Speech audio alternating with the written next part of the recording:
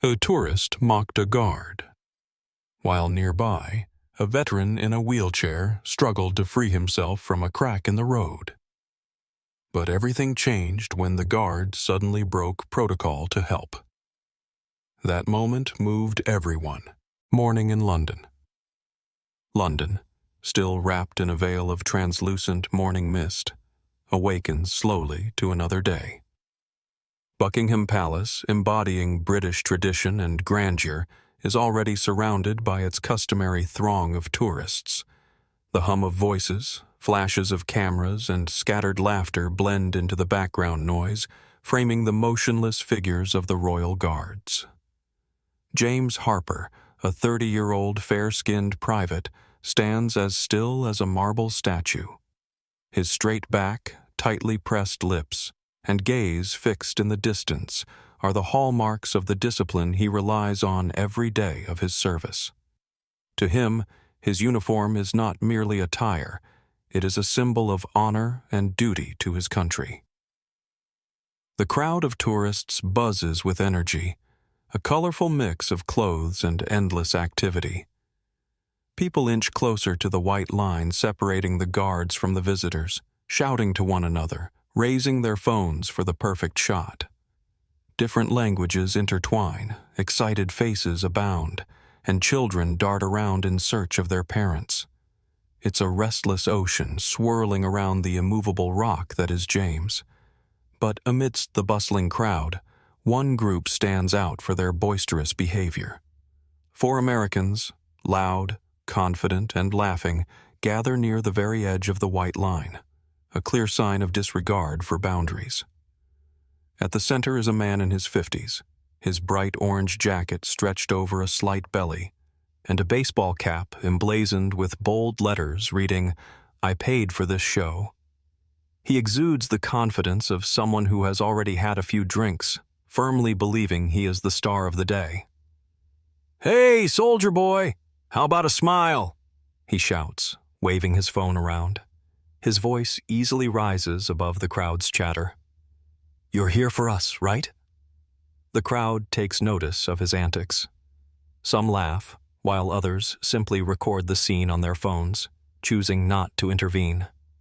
James remains perfectly still, as expected of a guard, completely ignoring the man's words. "What's wrong with him? Is he even human?" The tourist persists, lifting his phone as if to capture a close-up of James. "Come on, man, I paid for this. Entertain me." Someone in his group chimes in. "Maybe he's made of wax. Look at him. He doesn't even move." The crowd around them begins to chuckle, emboldening the man. He steps even closer to the white line, his gestures becoming more exaggerated, almost theatrical.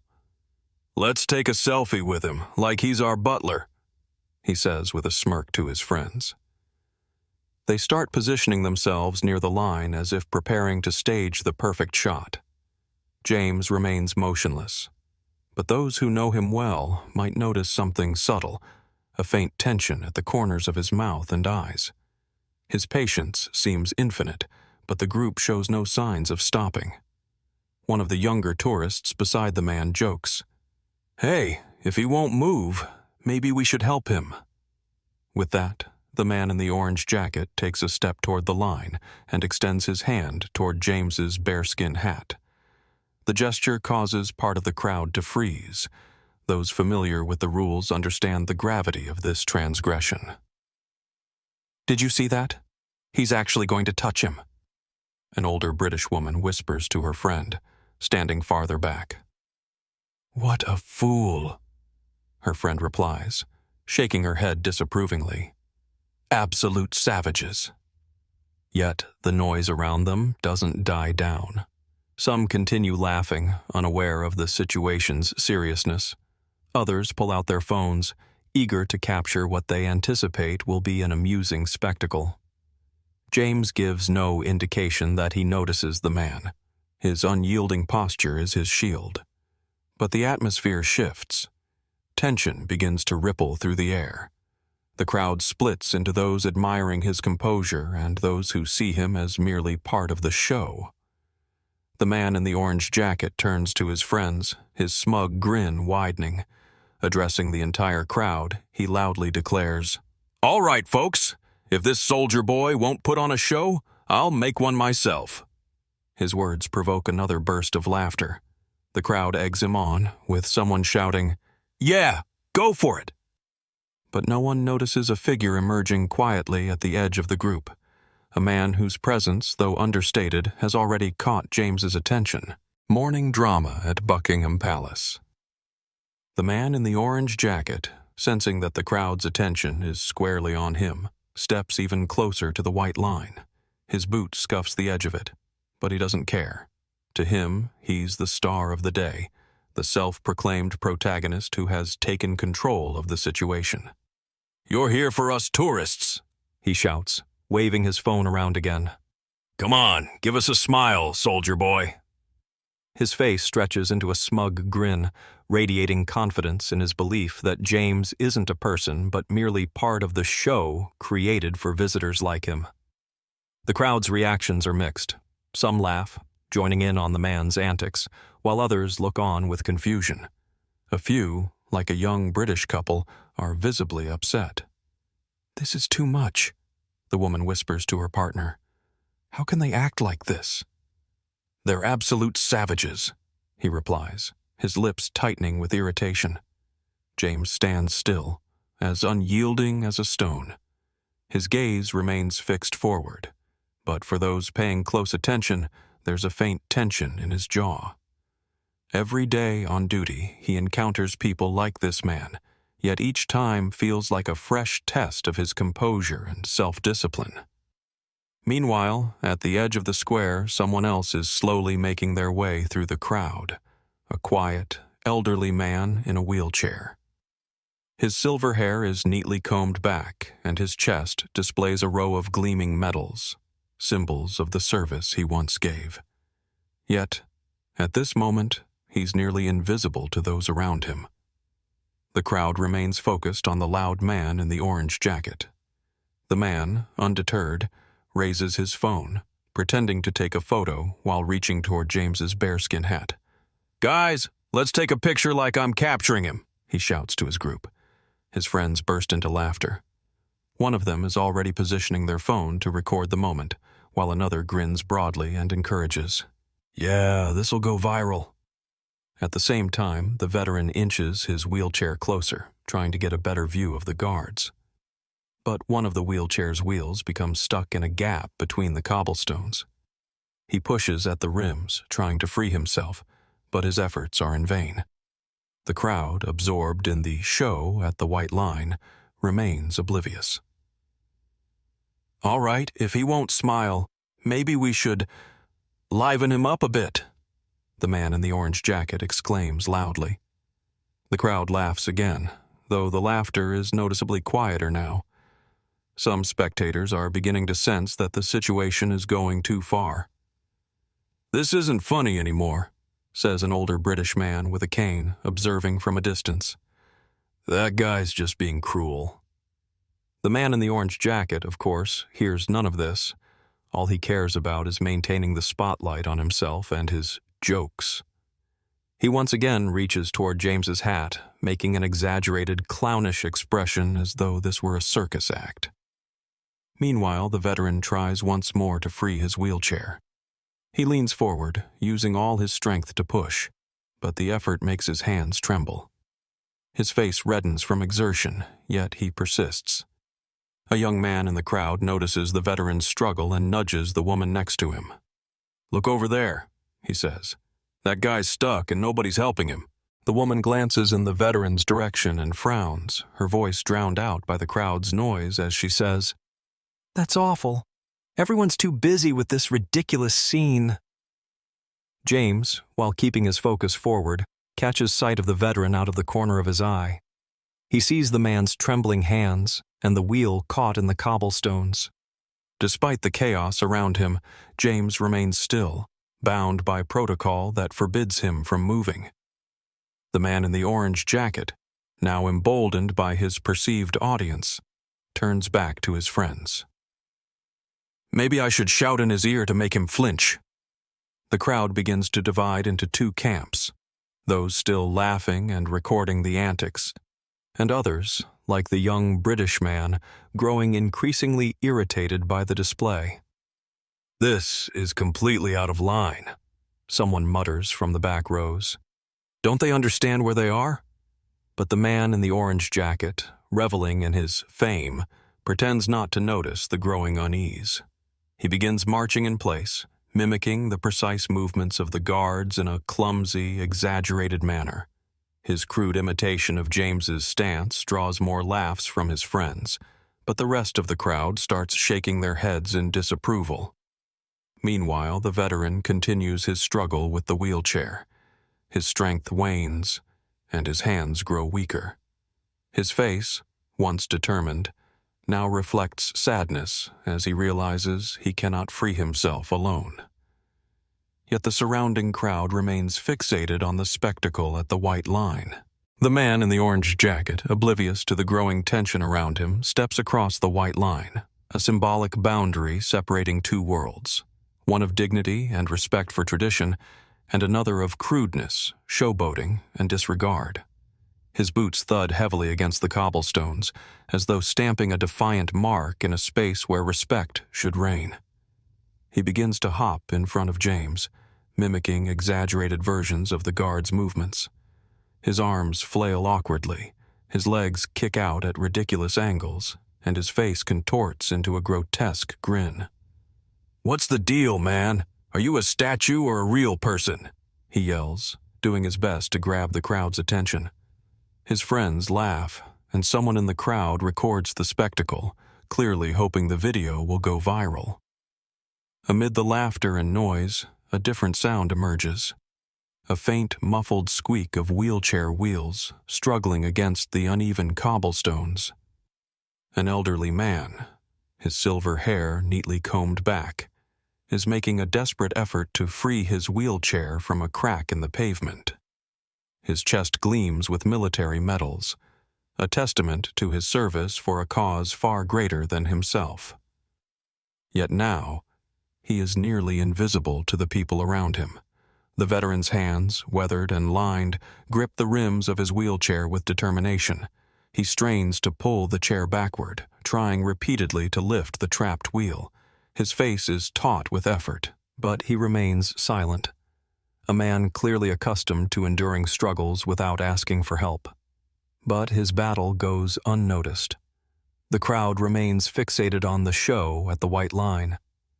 Laughter drowns out the faint creaks of the wheelchair's wheels, and the crowd's collective gaze is locked on the man in the orange jacket, who continues his performance.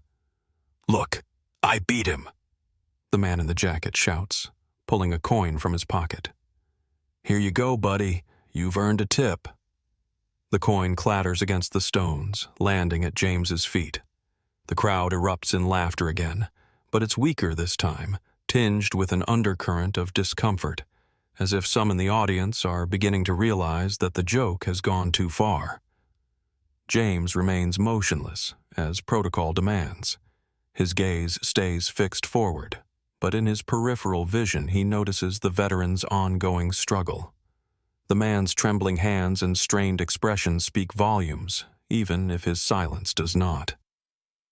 "Hey, can someone help him?" A woman standing with a child says quietly from the edge of the crowd. Her words are lost in the noise. The man in the orange jacket seems entirely unaware of the veteran. He keeps flailing his arms, desperate to keep the crowd's focus on himself. "Look, I'm better than the god," he shouts to his friends. But the mood in the crowd begins to shift. People exchange glances. More eyes turn toward the veteran. His wheelchair remains stuck, and his repeated attempts to free it are growing increasingly desperate. "What a disgrace," mutters an elderly man with a cane standing nearby. "They don't even see that this man needs help." James, still standing at attention, battles an internal conflict. His duty is to remain still, a symbol of steadfast tradition. But seeing the veteran's struggle stirs a growing tension within him. "Someone? Can anyone help him?" The woman in the crowd speaks again, louder this time. The veteran pauses briefly, his breathing labored. His hands seem ready to give out, but his gaze remains resolute. He tries once more, pulling at the rims, but the wheelchair doesn't budge.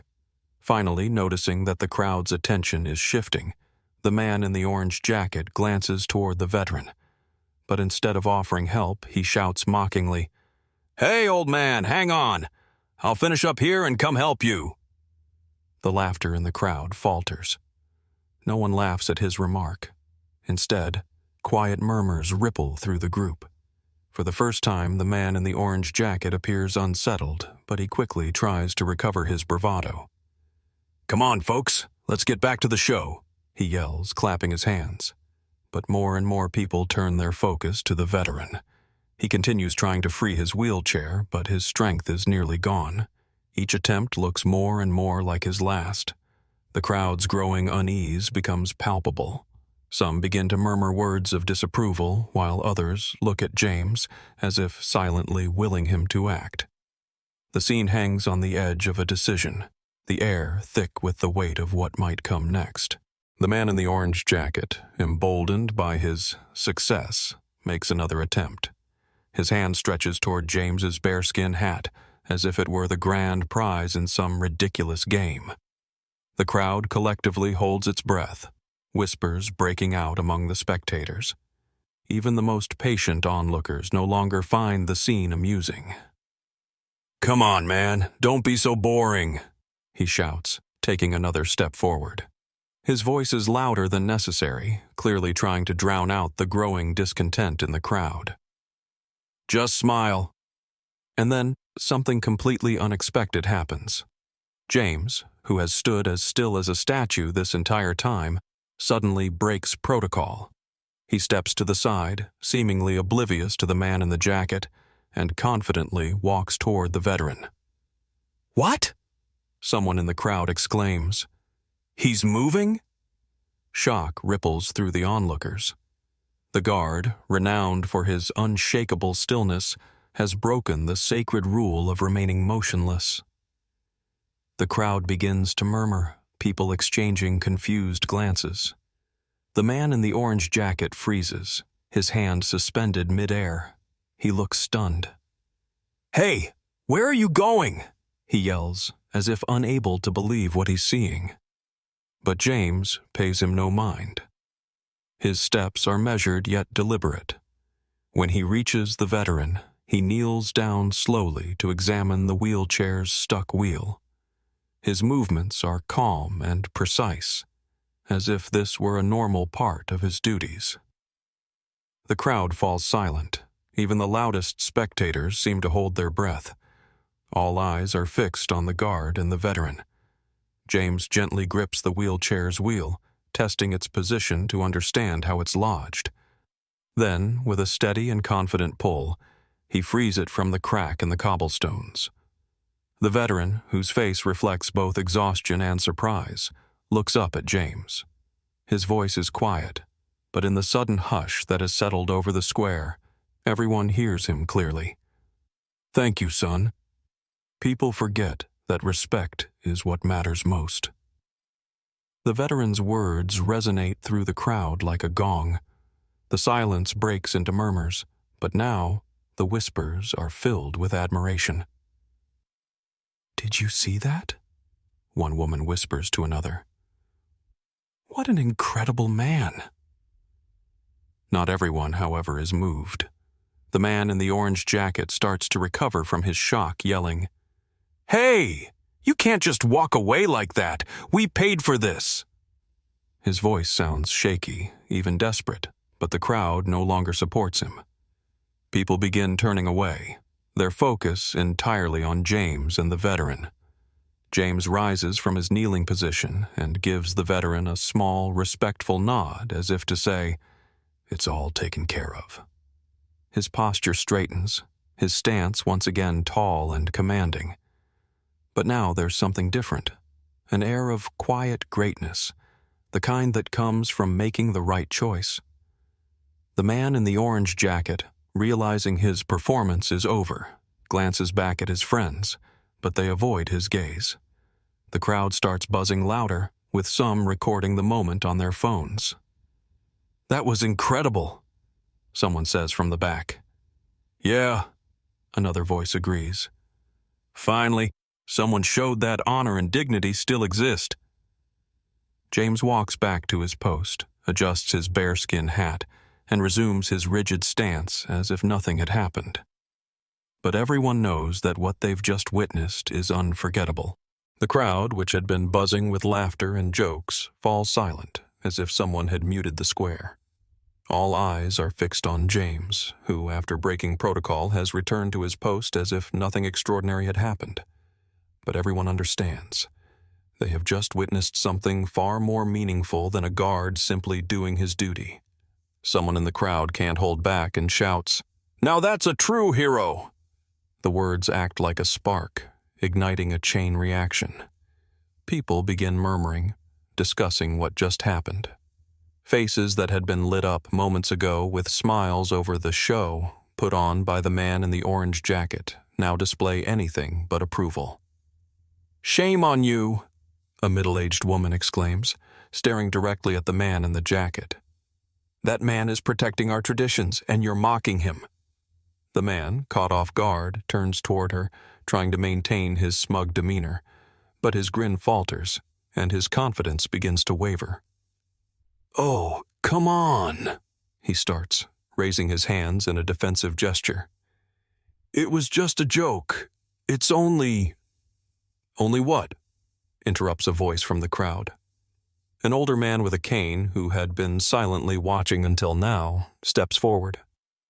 "Only ridicule of someone who serves his country? You think being a tourist gives you the right to mock him?" The crowd begins to chime in. "Yeah, that was disgusting. Shameful behavior." The man in the orange jacket, realizing he's losing control of the situation, tries to play it off. "You're all so serious. I was just trying to have a little fun. Is that a crime?" But his words fall flat. No one laughs or agrees.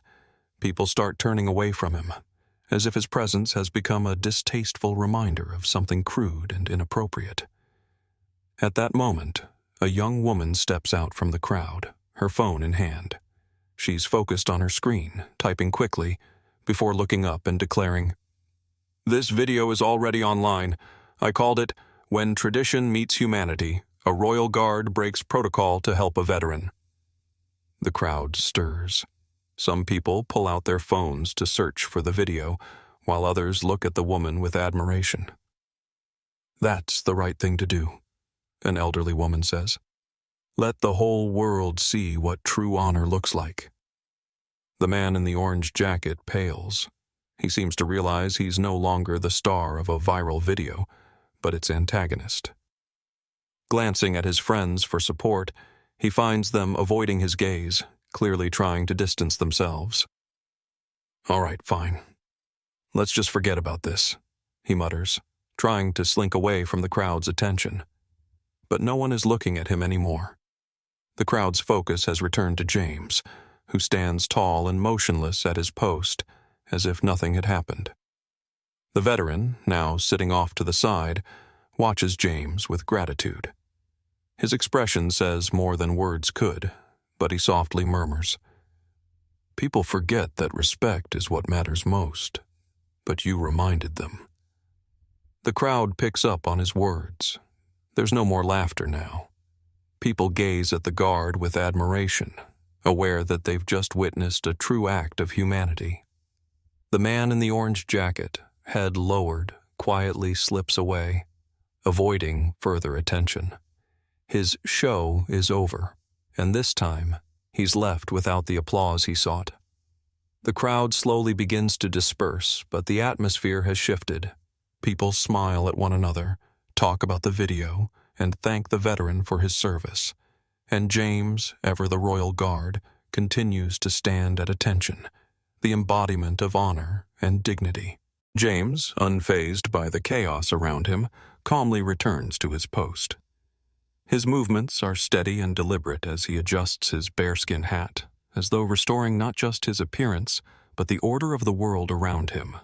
His gaze remains focused, yet his eyes convey a quiet determination, as if to say, "My duty is to uphold dignity, no matter what." The crowd erupts into applause.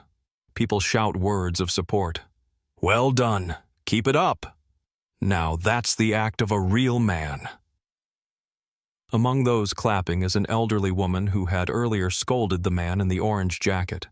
She looks at James with pride, as though he were her own son. Her voice rises above the commotion. "Now that's what I call tradition." Meanwhile, the man in the orange jacket no longer looks so confident. He stands off to the side, avoiding eye contact with the crowd. His face burns with shame, and his shoulders are slumped. Although the crowd no longer pays him much attention, disapproving glances continue to follow him, like spotlights on a stage. "Aren't you ashamed of yourself?" someone in the crowd shouts. "Traditions aren't for your amusement," another voice adds. The man tries to joke it off, but his voice is weak and his words falter. "Well, it was just a joke. I didn't mean—" But no one is listening to his excuses. He turns away and takes a few awkward steps, shrinking under the weight of the crowd's disdain. His friends, who had cheered him on earlier, now quietly drift away, trying to distance themselves, as if denying any association with his actions. At the same time, someone in the crowd uploads a video online. A young woman who had been filming on her phone types out the caption, "When tradition meets humanity, a royal guard breaks protocol to help a veteran." The veteran, who had been sitting quietly in his wheelchair a short distance away, looks at James again. Gratitude and respect shine in his eyes. He speaks softly, but loud enough for those nearby to hear. "Thank you, son. You reminded everyone what truly matters in life. Respect." His words ripple through the crowd. Some nod, others repeat them in hushed tones, and a man nearby pulls out his phone saying, "This needs to be shared with as many people as possible." The video quickly goes viral. Comments pour in, full of admiration for James's actions. "I've never been prouder of our country. That's what a real guard should be." This man is the embodiment of honor and dignity. The atmosphere in the square shifts, as if the air itself has become lighter. People no longer glance at each other with irritation. All attention is on James, who stands resolutely at his post as though nothing had happened. Even in this solemn moment, a touch of lightheartedness emerges. A little girl in a bright yellow jacket, who had been holding her mother's hand the whole time, suddenly blows James a kiss. Her face beams with joy, and her cheerful voice rings out, "Thank you, Mr. Guard." James, still motionless, offers the faintest of nods in acknowledgement. That small gesture sends a wave of delighted murmurs through the crowd, and someone captures the moment on camera. The story ends quietly but meaningfully. James resumes his duty, embodying steadfastness, respect for tradition, and devotion to his role. Against the backdrop of a bright London morning and the low hum of the dispersing crowd, he stands as a symbol that honor and humanity still hold great importance.